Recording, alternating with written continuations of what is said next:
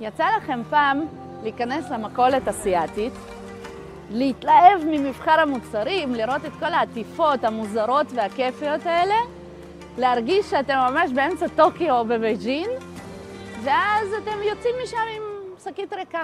למה? כי אין לכם מושג מה זה, מה מבשלים עם זה ואיך בכלל אוכלים את זה. אם התשובה שלכם כן, אז הסרטון הזה במיוחד בשבילכם.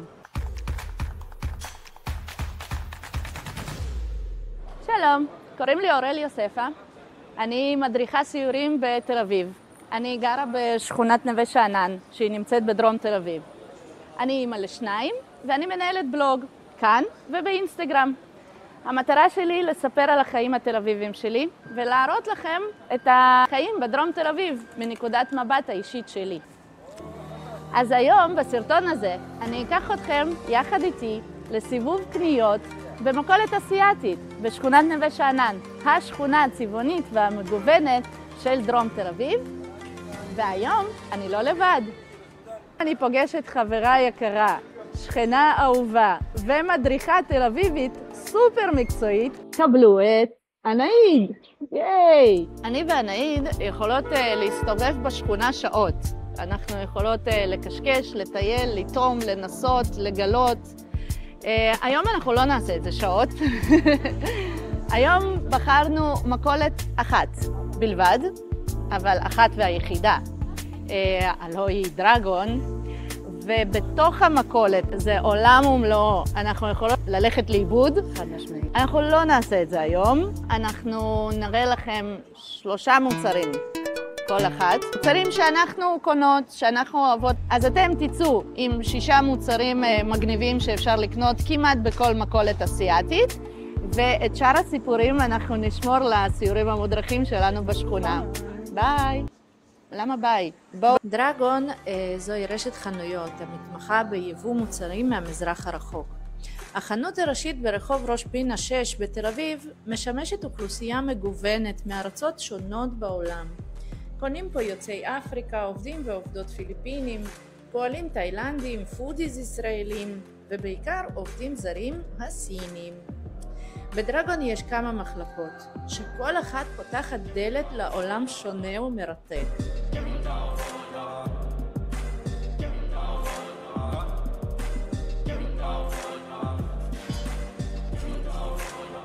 במחלקת התבלינים לדוגמה תמצאו תערובות טיבול לאורז, לבנים ולדימסם.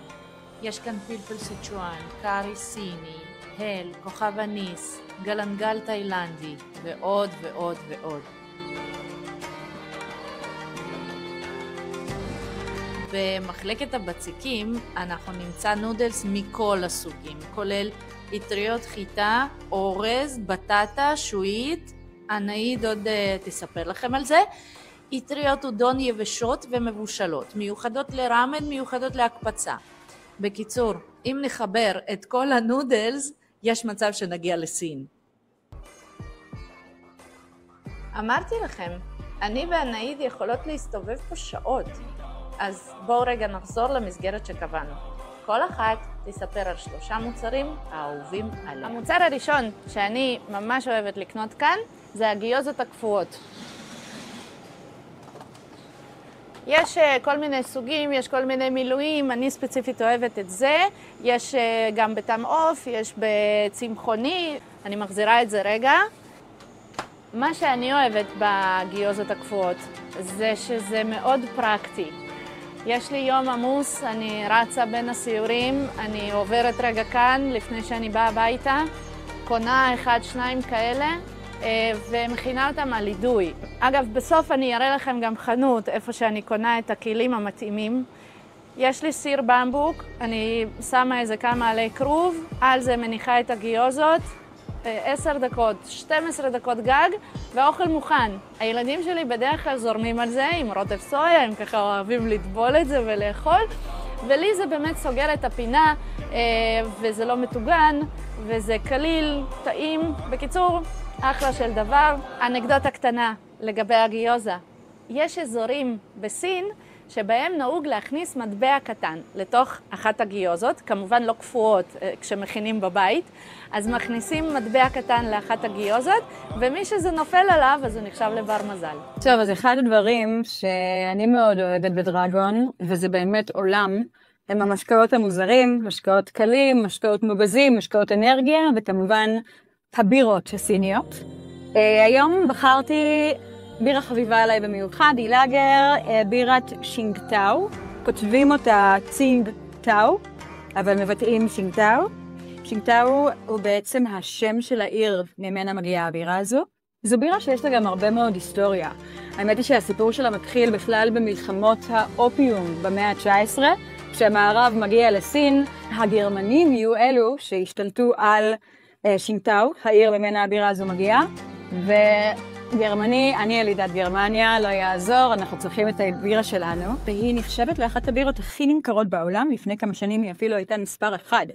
אומרים שמדי יום מוכרים 9 מיליון ארגזים, כלומר 24 ראש בקבוק או פחית של הבירה הזו בעולם. כשמה שמעניין בה, מה שמקליל אותה, זה שאם בבירות סטנדרטיות שאנחנו מכירים, הלטת עשוי משעורה, אז פה הלטת עשוי מאורז. שבאמת הופך אותה למעט יותר כזו קלה. אמא שלי הייתה מכנה את הבירה הזו פישוואס. המוצר השני שהיום אני רוצה להראות לכם, זה חטיף. בטח חלקכם מכירים את זה. זה נכנס לטרנד עולמי. לאכול עצות ים, להשתמש בעצות ים לקוסמטיקה. זה מוצר מאוד אקולוגי, כי הוא לא גדל על האדמה, וגם הוא עשיר במינרלים וויטמינים, יש בו מלא יוד, שזה האנטיביוטיקה הטבעית. חשוב לזכור שזה עדיין חטיף.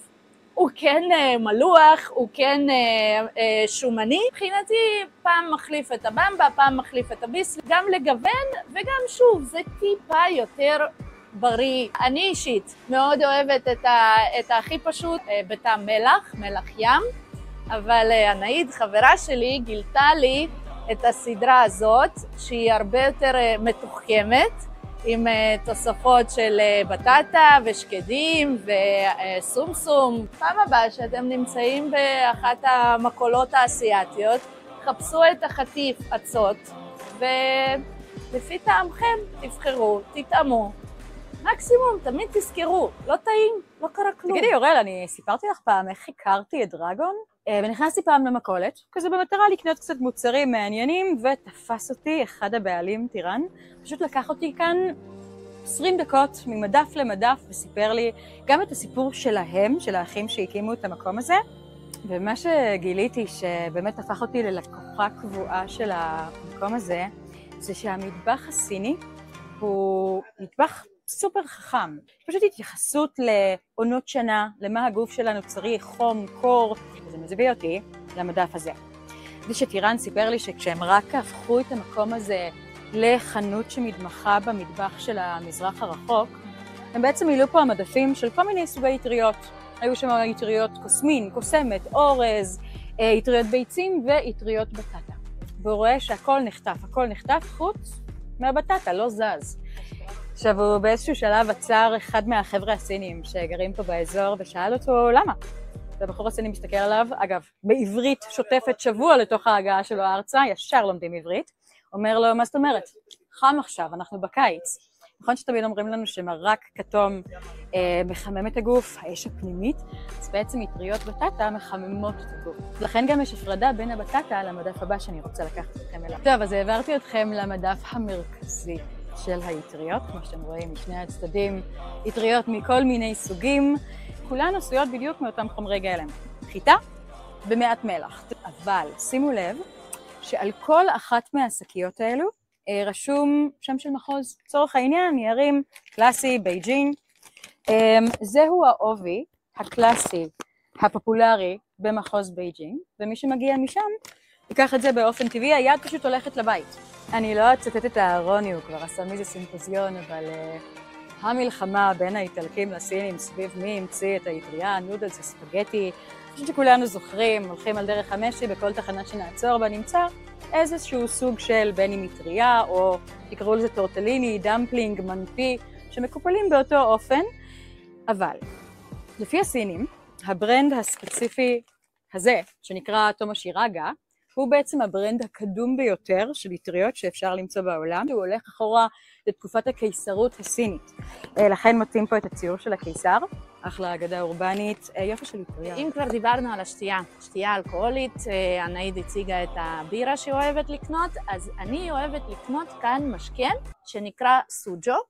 סוג'ו מתחיל גם להיות בין המשקאות הכי פופולריים בעולם. אפילו אפשר להגיד שהוא יין אורז או ליקר אורז. מוסיפים לו קצת טעמים. לוקחים נגיד את אותו יין אורז ומוסיפים לו שזיף. או מוסיפים לו תות, אשכולית אדומה. מה שכיף בזה, זה לא חונק את הגרון כמו הדבר הזה, שהוא גם אורז, אבל זה וודקה אורז, שהיא 56% אלכוהול. אפילו בשביל רוסייה כמוני זה מאוד קשה, ניסיתי את זה בסין, זה מאוד מאוד קשה. וזה בין 16 ל-20% אלכוהול, ממש ממש מחליק בגרון, ממש חמוד, אנשים בדרך כלל אוהבים לטעום את הדבר הזה. ובבית, במיוחד עכשיו ביולי-אוגוסט, לקחת את המשקה הזה, לערבב אותו עם סודה, כוס כזאת של לא בירה, לא סיידר, אלא משקה קר, אלכוהולי, קליל, נעים, אחלה של דבר. אז תכירו, סוג'ו. טוב, ככה. אספתי לנו כאן כל מיני מוצרים. נראה לי שכשאנחנו נמצאים במכולת שמתמחה במזרח הרחוק, אין מה לעשות, אי אפשר לדלג על מוצר שהפך להיות כל כך בסיסי גם במטבח שלנו. טופו. בואי תעזרי לי רגע, אורל. בואי תראי, אגב, אני ברגע שאומרים לי טופו, זהו. איבדתי אותה.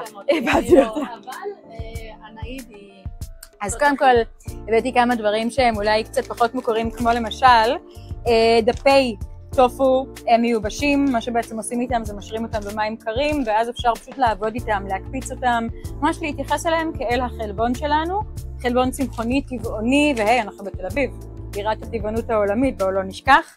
לצד זה יש את מה שנראה כמו חטיף לכלבים, אני רגע אקרב את זה, שתראו, מדובר בעצם בממש קשירות כאלה של חלבון סויה, שוב אותו תהליך, משרים במים, אפשר להקפיץ את זה, לעשות מזה כל מיני דברים, תחליף לעוף במוקפץ. כן, אז כל מיני חטיפי טופו, שימי לב, ממש כתוב על האריזה plant-based meat, שיפודי טופו, זה בעצם עובר קלייה, אז זה ממש מקבל מרקם כזה צ'וי בשרי, ויש אפילו את אלה, מעין רצועות טופו שגם הן קלויות, והן בעצם אושרו במרינדה של 5 spices, אז כזה ממש סיני, אותנטי, אבל לצד זה יש לנו גם את מקרר הטופו, אז האחד שבא לי כזה בכל זאת להציג, כי הוא פחות מוכר אני חושבת בארץ, אם תבקרו באחת המסעדות האסייתיות כאן במרחב של דרום תל אביב, אתם עלולים להתקל במנה שממש תיראה לכם כמו אטריות מוקצות, אבל אלו לא אטריות. זה בעצם טופו נייר, וחותכים אותו לרצועות, שאפשר גם למצוא את הגרסה החתוכה מבעוד מועד, שזה בעצם נודלס טופו, וזה פשוט מיוצר, זה מיצוי בעצם של פולי הסויה, מתייחסים אליו כמו לאטריות, אלו לא אטריות, מנה סופר עשירה בחלבון. זוכרים שאמרתי לכם ליד הקפואים, שאני אראה לכם איפה אני קונה את הכלים שמתאימים למטבח האסייתי? אז בואו אחריי. זה צמוד למכולת דרגון, יש דרגון הום, איפה שמוכרים את כל הכלים האפשריים והמגוונים של המטבח האסייתי, והנה יש כאן את סיר במבוק, שמים כאן עלי כרוב, אפשר גם נייר אפייה, כן? לא יקרה כלום, פשוט עלי כרוב מוסיף טעם וריח, מניחים את זה על סיר רגיל נרוסטה עם מים רותחים, ואוהבי וברי יכולת לאכול עם צ'ופסטיק, אז יש כאן מבחר, כלומר בין אם זה כזה צ'ופסטיקים מאוד מאוד פשוטים למסעדות, ובין אם לקנות קצת יותר מושקעים עם כל מיני ציורים, ואז זה גם, זה רב פעמי. זה עובר מדיח והכל סבבה, לנו בבית יש כמה כאלה. זה נגיד מכינים, ביפן מכינים את החביתה, מקפלים אותה כל פעם, מקפלים אותה עד שבסוף יוצא כזה רול חביתה. המשכנו בקו הסיני והגענו למסעדה הסינית בנווה שאנן. כן, אנחנו שותות גם את הבירה, אחת הבירות הנמכרות בעולם. קודם כל, תודה רבה לכם שצפיתם בסרטון הזה, תודה רבה לכם שנשארתם עד עכשיו איתנו. בשורה תחתונה אני אגיד ואני חושבת שאני תסכים איתי, אנחנו לא מנסות לשנות את ההרגלים, אנחנו לא מנסות עכשיו להפוך לאיזה שפיות אסיאתיות ולהכין רק אוכל אסיאתי בבית, אבל אנחנו כן חשופות למוצרים האלה, ואנחנו כן אוהבות לחקור ולטעום, ובאמת מדי פעם זה כיף פשוט לגוון, לצאת קצת מהאזור הנוחות שלך ולטעום משהו אחר. אני חושבת שהדבר הכי חשוב זה להוריד את הציפיות ולא להתבאס אם קנית משהו וזה לא טעים, זה בסדר, לנו זה קורה על ימין ועל שמאל, כל הזמן אנחנו קונות משהו ואז כזה מה זה הדבר הזה? לא נורא, אנחנו עדיין מנסות, תבואו לשכונה, תסתובבו, תקנו, ואם תרצו שנדריך אתכם, אז נדריך אתכם, אין בעיה. ובינתיים, נפגש שבוע הבא, בסרטון הבא. ביי ביי. תודה שאירחת אותי. תודה רבה, נעיד, איזה כיף. היה ממש כיף לראות את הצד השני של הסרטונים היפים שלך.